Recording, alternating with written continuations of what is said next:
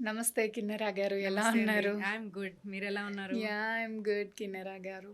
కిన్నెరా గారు, ఇప్పుడు ప్రతి వుమెన్ ఫేస్ చేస్తున్న ప్రాబ్లమ్ కొంచెం బ్రెస్ట్ అనేది సాగిపోయినట్టు, హ్మ్.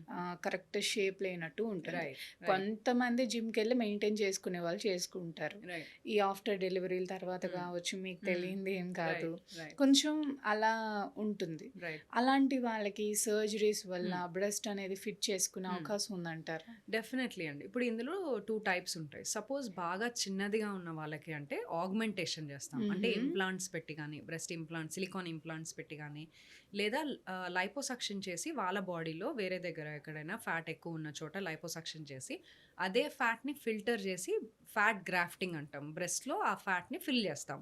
So, okay. దానివల్ల ఏంటంటే బ్రెస్ట్ సైజ్‌ని ఆగ్మెంట్ చేయొచ్చు. ఇంక్రీజ్ చేయొచ్చు.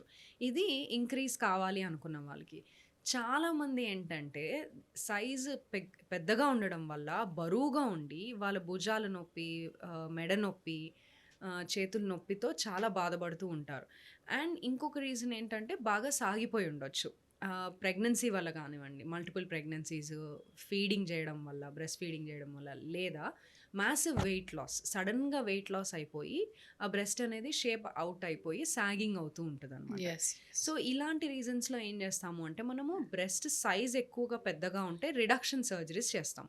సైజ్‌ని రెడ్యూస్ చేసి, వాళ్ళ టిష్యూస్‌తోనే సైజ్‌ని మళ్ళీ షేప్‌ని కూడా రీఅడ్జస్ట్ చేసి, కాంటూర్ ఇచ్చి బ్రెస్ట్ రిడక్షన్ సర్జరీ అంటాం మనం. హుహు. అదే సర్జరీ భాగంగా గూడా బ్రెస్ట్ అనేది లిఫ్ట్ అవుతుంది. సాగయి కిందకి జారిన బ్రెస్ట్‌ని మనం లిఫ్ట్ చేయొచ్చు బ్రెస్ట్ రిడక్షన్‌లో. ఓకే.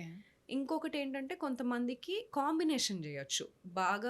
బాగా సాగింగ్ ఉన్న వాళ్ళకి ఈ బ్రెస్ట్ లిఫ్ట్ సర్జరీ ద్వారా సాగింగ్‌ని కరెక్ట్ చేసి వాల్యూమ్ గూడా ఫిల్ జేయొచ్చు. ఐదర్ ఫ్యాట్ కానీ లేదా ఇంప్లాంట్ పెట్టి గానీ లిఫ్ట్ అండ్ ఆగ్మెంటేషన్ కలిపి గూడా చేస్తా ఉంటామనమాట. హుహు. సో, ఇది ఖచ్చితంగా పోస్ట్ ప్రెగ్నెన్సీ వాళ్ళకే కాదు. కొంతమంది టీనేజ్‌లో గూడా చాలా హెవీ బ్రెస్ట్స్ ఉంటాయి వాళ్ళకి. డెవలప్‌మెంట్ అంటే అబ్నార్మల్‌గా హెవీగా డెవలప్ అవుతుంది కొంతమందికి. కొంతమందికి గడ్డలు గడ్డలుగా ఫార్మ్ అవుతుంది బ్రెస్ట్‌లో. వాళ్ళకి కూడా మనం ఈ సర్జరీ సజెస్ట్ చేయొచ్చు. బ్రెస్ట్ రిడక్షన్ అనే సర్జరీ. అంటే వాళ్ళ షేప్‌కి, హైట్‌కి, వాళ్ళ భుజాలకు తగ్గట్టుగా సైజ్‌ని రెడ్యూస్ చేయొచ్చనమాట. అంటే వీళ్ళు ఫ్యూచర్‌లో పిల్లలకి పాలిచ్చే డెఫినెట్‌లీ అండి. మనం ఓన్లీ అడ్జస్ట్ చేసేది స్కిన్‌ని అండ్ ఫ్యాట్‌ని. బ్రెస్ట్ పాలు తయారయ్యే గ్లాండ్ ఉంటుంది గదా! దాన్ని డిస్టర్బ్ చేయం. And okay. నిప్పుల్‌ని గూడా డిస్టర్బ్ చేయమనమాట. హుహు. సో, దాన్ని రీఅడ్జస్ట్ చేసి పొజిషన్ మాత్రమే మారుస్తాం తప్ప దాన్ని డిస్టర్బ్ చేయం ఆ గ్లాండ్స్‌ని. సో, ఈ సర్జరీ టీనేజర్స్‌లో గూడా చేస్తూ ఉంటాం ఈ సర్జరీని. సో, వాళ్ళ తర్వాత పెళ్లయిన తర్వాత డెఫినిట్‌గా ప్రెగ్నెన్సీ తర్వాత ఫీడింగ్ అనేది చేయొచ్చు. అంటే ఎటువంటి ప్రాబ్లమ్స్ రావా? ఎలాంటి ప్రాబ్లము ఉండదు. ఓకే. తర్వాత హ్మ్. ఫీడింగ్ ఇచ్చినప్పుడు కూడా మళ్ళీ బ్రెస్ట్ సాగిపోతుందేమో కదా! సో, పోస్ట్ ప్రెగ్నెన్సీ మళ్ళీ వాళ్ళ సైజ్ ఇంక్రీజ్ అవ్వచ్చు. బికాస్ ఆఫ్ హార్మోన్స్, ఫీడింగ్ హుహు. చేయడం వల్ల. అప్పుడు వాళ్ళకొక రివిజన్ సర్జరీ అనేది అవసరం పడొచ్చు. హుహు. కానీ అదే ప్రెగ్నెన్సీ పూర్తయిన తర్వాత చేస్తే ఆ రిజల్ట్ అనేది లైఫ్ లాంగ్ మీరు అదే రిజల్ట్ కంటిన్యూ అంటే చేస్తారు. ఇప్పుడు ఒక 2 ప్రెగ్నెన్సీస్ కనుకోండి. హ్మ్. 2 డెలివరీస్ అయిపోయిన హ్మ్. తర్వాత హ్మ్. ఇదంతా కొంచెం డేస్ అయిపోయిన తర్వాత రైట్. చేసుకుంటే ది బెస్ట్ బెస్ట్ అంటున్నారు. అండి. మేము మామీ మేకోవర్ అని ఒక సర్జరీ అంటామండి. అంటే బ్రెస్ట్ ఆర్ అబ్డోమెన్ మొత్తం టమ్మీ గూడా మల్టిపుల్ ప్రెగ్నెన్సీస్ అయిపోయిన తర్వాత ఫ్యామిలీ అయిపోయింది అనుకున్న తర్వాత, హుహు. అప్పుడు అన్నీ కలిపి ఒకటేసారి జేస్తాం. ఎందుకంటే మల్టిపుల్ టైమ్స్ మదర్స్ బ్రేక్ తీసుకొని రికవరీ పీరియడ్ వాళ్ళ పిల్లలకి, ఫ్యామిలీకి దూరంగా అన్ని సార్లు సర్జరీస్ అంటే చేయించుకోలేకపోతారు. కంప్లీట్ ఏమేమొస్తుంది సో, మామస్ బ్రెస్ట్ సైజ్ మేకోవర్‌లో? తగ్గిస్తాము. హుహు. ఆర్ సాగింగ్ అయినా గానీ దాన్ని బ్రెస్ట్ లిఫ్ట్ చేస్తాము. అదే రోజు టమ్మీ టక్ అంటామనమాట. లైపోసక్షన్ ఎక్కడైతే ఫ్యాట్ ఎక్కడుందో ఆర్మ్స్, థైస్ ఎక్కడ ఫ్యాట్ ఉన్నా గానీ లైపోసక్షన్ చేసి, టమ్మీ కింద భాగం బాగా because of multiple deliveries lower part of the abdomen అనేది సాగ్ అయిపోయి మళ్ళీ వెనక్కి రిట్రాక్ట్ అవ్వదనమాట. ఒక టైర్ లాగా ఫార్మ్ అయిపోతుందది. సో, దాన్ని మనము ఆ ఎక్సెస్ స్కిన్‌ని కూడా తీసేసి కిందకి టక్ చేసి కుట్టేస్తామనమాట. సో, హుహు. దాన్ని టమ్మీ టక్ అంటాము. అదే విధంగా నార్మల్ వెజైనల్ డెలివరీస్ అయినప్పుడు వెజైనా అనేది లూజ్‌గా అయిపోతుందనమాట. సో, దానివల్ల గూడా వాళ్ళకి డిశ్చార్జ్ ఎక్కువగా రావడము, సెక్షువల్ ఇంటర్‌కోర్స్ అప్పుడు ఇబ్బందిగా ఉండడము, ఇలాంటి ప్రాబ్లమ్స్ ఉంటాయి. సో, వెజైనోప్లాస్టీ అనే సర్జరీ ద్వారా వెజైనాని టైట్ చేయొచ్చు.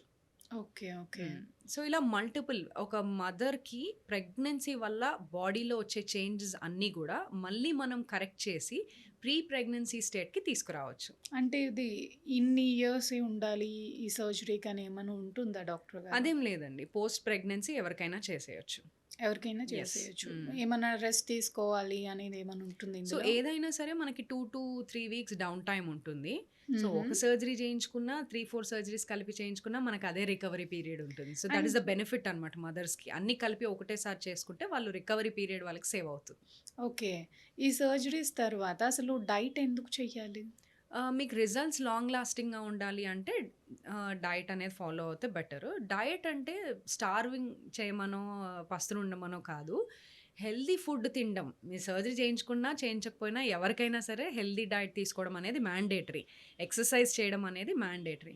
మనం చేసిన సర్జరీకి లైఫ్ లాంగ్ రిజల్ట్ బావుండాలి అంటే ఖచ్చితంగా ఎక్సర్సైజ్ చేస్తూ డాక్టర్స్ ఇచ్చిన డయట్ ఫాలో అవుతే లైఫ్ లాంగ్ రిజల్ట్స్ ఉంటాయి అవి. అంటే ఇప్పుడు మీరు మామీస్ మేకోవర్ హ్మ్. గురించి చెప్పారు రైట్. గదా! అండ్ ఇప్పుడు స్కిన్ అనేది కొంచెం హ్మ్. సాగినట్టుంటుంది. హ్మ్. Like right.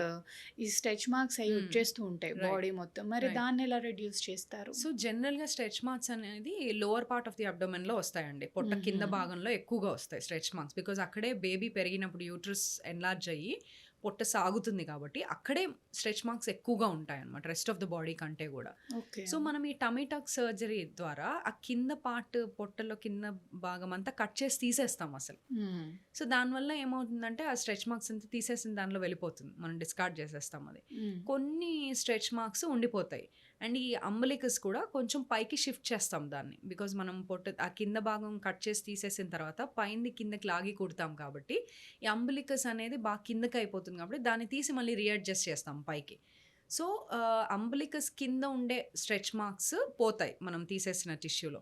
అంబలికస్ పైన ఉండే స్ట్రెచ్ మార్క్స్ కొన్ని ఉంటాయి. వాటికి ఏంటంటే బాగా ఎక్కువ సివియర్‌గా ఉంటే అంత చేంజెస్ చేయలేము. బట్ కొన్ని అయితే అరౌండ్ 50-60% లేజర్స్ ద్వారా కొంచెం దాన్ని ఇంప్రూవ్ చేయొచ్చు. హుహు. హ్మ్. అంటే లేజర్ ట్రీట్మెంట్ ద్వారా అవి కూడా పోతాయి. పోతాయి అంటే కంప్లీట్‌గా పోవు. చాలా రెసిస్టెంట్‌గా ఉంటాయి. మల్టిపుల్ సెషన్స్ ఒక్కోసారి 6-8 సెషన్స్ పట్టొచ్చు. మంత్లీ 1 సెషన్ లాగా. హుహు. లేజర్స్ కొన్నిసార్లు కాంబినేషన్ ట్రీట్మెంట్ చేస్తూ ఉంటాం వాటికి. వేరే పీఆర్‌పీ ఇంజెక్షన్స్ అని లేజర్ అండ్ ఈ ఇంజెక్షన్స్ ద్వారా కొలాజన్ బూస్ట్ చేసి స్కిన్ థిక్‌నెస్ ఎలాస్టిసిటీ పెంచడానికి చేస్తా ఉంటాము.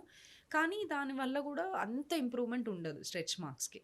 ఓకే. ఒక 50-60% మాత్రమైతే ఎక్స్‌పెక్ట్ చేయొచ్చు. అంటే ఇప్పుడు బాడీ ఫిట్ అయితే హ్మ్. ఆటోమేటిక్‌గా స్ట్రెచ్ మార్క్స్ పోతాయి గదా! కంప్లీట్‌గా పోవండి. స్ట్రెచ్ మార్క్స్ కంప్లీట్‌గా. కంప్లీట్‌గా పోవు. మీకు స్టిల్ కనిపిస్తూనే ఉంటాయి. అదే ప్రాబ్లమ్ స్ట్రెచ్ మార్క్స్ తోటనమాట. హుహు. సో, సర్జికల్‌గా ఒక్కటే మనకి 100% స్ట్రెచ్ మార్క్స్ పోవాలి అంటే, ఆ పార్ట్ మనం ఎక్సర్సైజ్ చేసి తీసేస్తే అది 100% రిజల్ట్ వస్తుంది.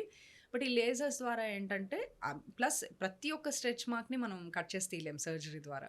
సో, ఎక్కడైతే మనము టమ్మీ టక్ అని ప్లాన్ చేస్తామో, బ్రెస్ట్ దగ్గర కింద భాగంలో ఉన్నప్పుడు, మనం ఎక్కడైతే ఇన్సిషన్ ప్లాన్ చేస్తున్నామో దానికి దగ్గరలో స్ట్రెచ్ మార్క్స్ ఉంటే అవి తీసేయొచ్చు. రెస్ట్ ఆఫ్ ద బాడీ మీద లేజర్స్‌తో నేను చెప్పినట్లుగా ఓన్లీ ఒక 50-60% ఇంప్రూవ్‌మెంట్ వస్తుంది. ఓకే. హ్మ్. థాంక్ యూ కిన్నెరా గారు. యాహ్! నైస్ ఇన్ఫర్మేషన్ ఇచ్చారు. యాహ్! Thank you. నమస్తే.